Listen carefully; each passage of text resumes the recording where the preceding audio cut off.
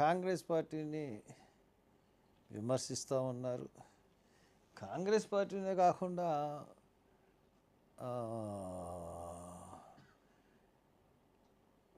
అసలు మీరందరూ కూడా దేశం నుంచి వెళ్ళిపోండి అని అంటున్నారు. పాకిస్తాన్ని ప్రేమించే వాళ్ళు ఎవరన్నా ఉంటే, పాకిస్తాన్ అనుకూలంగా మాట్లాడేవాళ్ళు ఉంటే వెళ్ళిపోమంటున్నారు. మేము కూడా అదే చెప్తా ఉన్నాం. మనం పర్టికులర్గా మళ్ళీ అనిపించి కాంగ్రెస్ వాళ్ళు ఇది అంటున్నారు, కాంగ్రెస్ వాళ్ళు కొంత పాక్ని సమర్థిస్తున్నారన్నట్టుగా మాట్లాడారు ఆయన. చాలా పొరపాటు పవన్ కళ్యాణ్ గారు. మీకు ఎంత దేశభక్తి ఉందో మా అందరికీ అంతకన్నా ఎక్కువ దేశభక్తి ఉంది. మేము దేశాన్ని ప్రేమిస్తాం అందరం కూడా.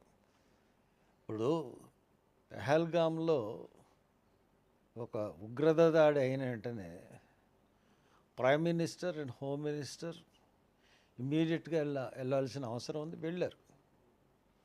ద థర్డ్ పర్సన్ ఎవరు వెళ్ళారంటే అక్కడికి రాహుల్ గాంధీ వెళ్ళాడు. అదే రోజున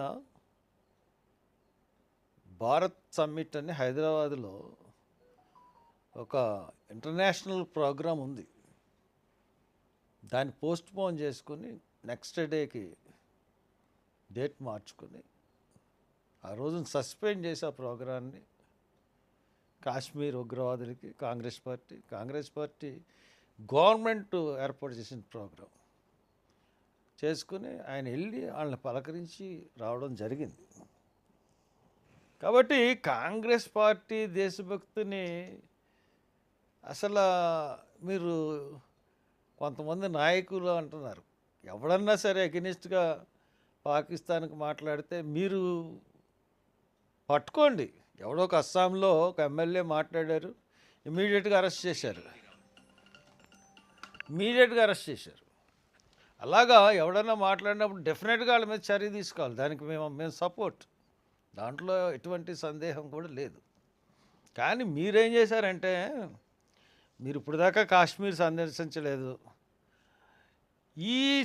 ఈ దాడి ద్వారా హిందుత్వాన్ని పెంచాలి అన్నట్టుగా మాట్లాడుతున్నారు. మీరు ఒకళ్ళు, అనురాగ్ ఠాకూర్ ఒకడు. మీ ఇద్దరు స్టేట్మెంట్లు చూశాను. ఎందుకంటే హిందుత్వాన్ని పెంచాలి అన్న రీతిలో మాట్లాడుతూ ఉన్నారు. ఇంకొక విషయం ఏంటంటే, మీరు ఎంత గొప్పోళ్ళు అంటే 23వ తారీఖున 3 రోజులు జనసేన ఈ పెహల్గాం మృతులందరికీ కూడా 3 రోజులు సంతాప దినాలని చెప్పేసి మీరే ప్రకటించారు. 23, 24, 25 మన పార్టీ జెండాన్ని దించుంచండి అని కూడా మీరు ప్రకటించారు. కానీ 25న మీరు పిఠాపురంలో శంకుస్థాపనలు చేశారు, కుట్టు మిషన్లు పంచారు, ఎన్నోటికి ఓపెనింగ్లు చేశారు, బోల్డ్ అభివృద్ధి కార్యక్రమాలు చేశారు. అంటే మరి మీకు దేశభక్తి ఉందా? పహల్గాం వీరుల పట్ల ఏమన్నా నిజమైన ప్రేమ ఉందా? ఆర్భాటమేనా? మనసులో ఏం లేదా మీకు? మీరు సంతాప దినాలను ప్రకటించి మీరే పార్టీ నాయకుడయ్యి ఎలా ఉల్లంఘించారండి? సినిమా డేట్లు సరిపోవనా? కాబట్టి మీరు మాట్లాడుతున్నట్టు కాంగ్రెస్ నాయకుల గురించి అని మాట్లాడకండి. ఈ రోజున ఇంకోటి మీరు చెప్పారు, ముస్లిం కానోళ్ళందరినీ ముస్లిమ్స్ కాకపోతే చంపేశారు, అది ఇదని. ఒక ఫ్యామిలీ నేను చూశాను మీ ఆంధ్రజ్యోతి పేపర్లోనే. దాంట్లో ఏమని ఉందంటే,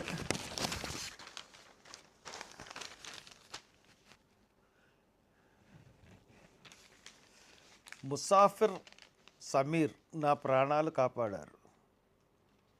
ఆమె కేరళకు చెందిన మహిళ. పేరు ఆరతి మేనన్. హిందువేనండి. ఆరతి మేనన్ అంటే క్రిస్టియన్ కాదు. ప్రస్తుతం తన కాశ్మీర్లో ముసాఫిర్ సమీర్ అనే సోదరులు ఉన్నారని ఆమె చెబుతోంది. ఆరతి కూడా పెహల్గాం ఉగ్రదాడి బాధితురాలు. 6 ఏళ్ల వయసున్న 2 కుమారులు తల్లిదండ్రులతో కలిసి బైసారానికి వచ్చింది. తల్లి షీలా మాత్రం దూరంగా కారులో కూర్చుంటే మిగతా వారంతా అక్కడ ప్రకృతి రమణీయతను ఆస్వాదిస్తూ గుర్రపు స్వారీ చేస్తున్నారు. అయితే ఆరతి కళ్ళెదుటే తండ్రి 65 ఏళ్ల రామచంద్రన్ను ఉగ్రవాదులు కాల్చి చంపారు. పిల్లలను తీసుకుని భయంతో తాను దారి తెన్ను లేకుండా అడవుల వైపు పరిగెత్తి సురక్షిత ప్రాంతానికి చేరుకున్నానని చెప్పింది. ఇంతటి విషాద సమయంలో తనకు ఏమాత్రం పరిచయం లేకున్నా ముసాఫిర్ సమీర్ అనే 2 కాశ్మీరీ టాక్సీ డ్రైవర్లు ఒక సోదరులా భావించి ఎంతో సాయం చేసి అండగా నిలిచారని ఆరతి చెప్పింది. తన వెంట 2 కలిసి మార్చిడి దాకా వచ్చారని, లాంఛనాలన్నీ పూర్తయ్యేదాకా దగ్గరుండి అన్నీ చూసుకున్నారని, ఎయిర్పోర్ట్ దాకా కూడా వచ్చారని ఆమె వివరించింది. తనకు ముసాఫిర్ సమీర్ 2 సోదరులని, వారిని అల్లా ఎప్పుడు కాపాడాలని ఆరతి భావోద్వేగానికి గురైంది. మీరు ఇంకా మతాల మధ్య గొడవలు పెట్టాలని చూస్తే అక్కడ కాశ్మీర్ ముస్లింలు వేరు, ఇండియన్ ముస్లింలు వేరు కాదు. ముస్లిమ్స్ అందరూ ఒకటే. ఇండియాలో ఉన్న ప్రతి ముస్లిం ఒకటే. పాకిస్తాన్లో ఉన్న ముస్లింలు ఒకటే. ఇండియాలో ఉన్న ముస్లిమ్స్ అందరికీ కూడా దేశభక్తి ఉంటుంది. వాళ్ళు చేస్తున్న ర్యాలీలే మనకు ఆదర్శం. మీరు ముస్లిమ్స్ హిందువులు అని చెప్పేసి కాల్ చేశారని చెప్తా ఉన్నారు. హిందువులని చెప్పి చూసి హిందువులు అంటే కాల్ చేశారు. ఇటువంటి మీరు ఒక ఉప ముఖ్యమంత్రిగా ఉండి ఇటువంటి భావోద్వేగాలను రెచ్చగొట్టే సమయమా ఇది? ఏమన్నా కొంచెమన్నా ఆలోచించారా? పైగా మీ పార్టీ జెండా చూస్తూ ఉంటాను ఎప్పటి నుంచో. క్రిస్టియన్ కంట్రీ జెండాని ఈయన రంగు మార్చి పెట్టుకున్నాడు ఏంటి అని అనిపిస్తూ ఉంటుంది. మీ పార్టీ జెండా ఇజ్రాయెల్ దేశం, క్రిస్టియన్ దేశం, జ్యూస్ దేశం. అది ఆ పార్టీ జెండా వాళ్ళది. మీరు దానికి అది బ్లూగా ఉంటుంది, మీరు ఎరుపు రంగు పెట్టుకున్నారు. అక్కడ కూడా క్రిస్టియన్స్ కాపీయే. మీరు మొదటిసారి పోటీ చేసినప్పుడల్లా చర్చిలకు వెళ్ళారు, బాప్తీసాలు తీసుకున్నారు, మాయావతి కాళ్ళ మీద పడ్డారు, అంబేద్కర్ సాష్టాంగ నమస్కారం చేశారు, ఇవన్నీ చేశారు. మళ్ళీ ఇప్పుడంతా సనాతన ధర్మం, లడ్డు మీద వివాదం. అయినా కానీ ఎంత చేసినా కానీ పాకా సత్యనారాయణకి ఎంపీ ఇచ్చారు. మీరు ఎంత బీజేపీకి దగ్గర అయిపోయి బీజేపీని మీరు ఓన్ చేసుకుందాం అనుకున్నా కానీ బీజేపీ మిమ్మల్ని దూరంగా పెట్టింది. మీ అన్నయ్యకి నాగబాబుకి ఎంపీ ఇవ్వలేదు, ఎమ్మెల్సీలో కూర్చోబెట్టింది. ఎవరు ఊరు పేరు తెలియని పాకా సత్యనారాయణని తీసుకొచ్చి ఎంపీ చేసింది. దాన్ని బట్టి బీజేపీ మీకు ఎంత గౌరవం ఇస్తుంది అన్నది తెలుసుకోండి, రెచ్చిపోకండి.